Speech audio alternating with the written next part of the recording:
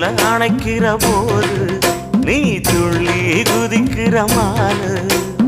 ஆத்துல குளிக்கிற போது நீ ஆள கடிக்கிற மீனு.